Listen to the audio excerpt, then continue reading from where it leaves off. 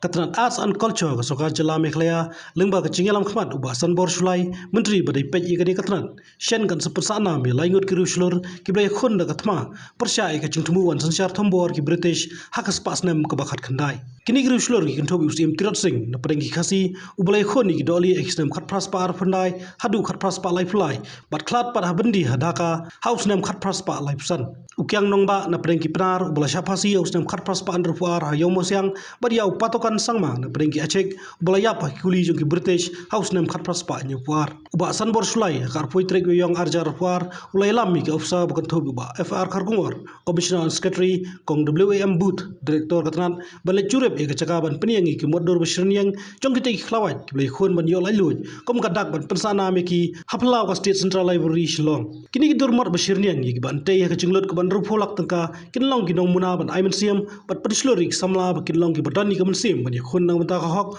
ong ba Sanbor Sulai hagilat pathai khbor hadin ki jingwan churep daga je song lang ba Frederick Commissioner Secretary jonga an culture kong boot director bagi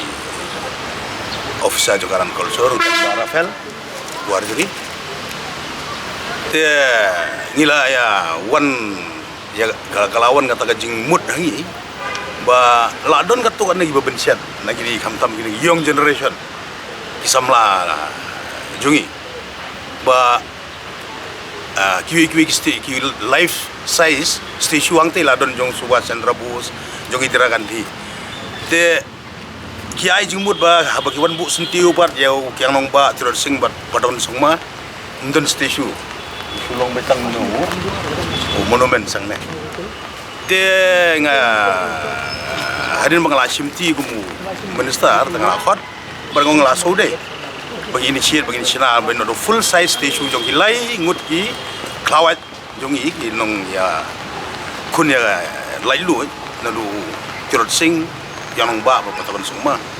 te ka bosnat daga je trestom jong ni officer ba Frederick kongbut director te nilai initiate sapo ka concern department tingilai yo swa manta ka first phase lai pulak ti barafel ngila ila sedang ban sedang ya ngakam bat ngila ai por lai benai ba in pendap no te khnang ba kada kan pensuk nomor ba kidon ru nagiseng bahalang ki babun ki bojuan ni kendu ya nga te hap ndono ki por ka singi khan ka singi yap jo ki klawat ki hap riang dolan ban ban bu sentir kai ka bangi experience kana kala last year por bangi ya bu sentiu ya babu susotham ka singi yap jongu te ki haban ki babun ki seng bahalang ki wan ban ya kan ba buram te kemudian take lots of time nomor ba don tong way te kumkinde ye ngila ya perkhat ru badi ba Frederick ngin senaya discuss what jong babu susotham ru syate chaneng parru ngin saya initiate ban bu nalor gini lai tli ang teiru bagin bu khnang ba ndadon artli kan kampen suk iseng bahalang ang tur gila ban bu stay chaneng ru gila ban bu te kanlong ki ban sa jing kan mau bakan long ka center kam tam bo Shillong bo ba ki life size statue jong di klawat jong himdon tabenta mentakan urlong no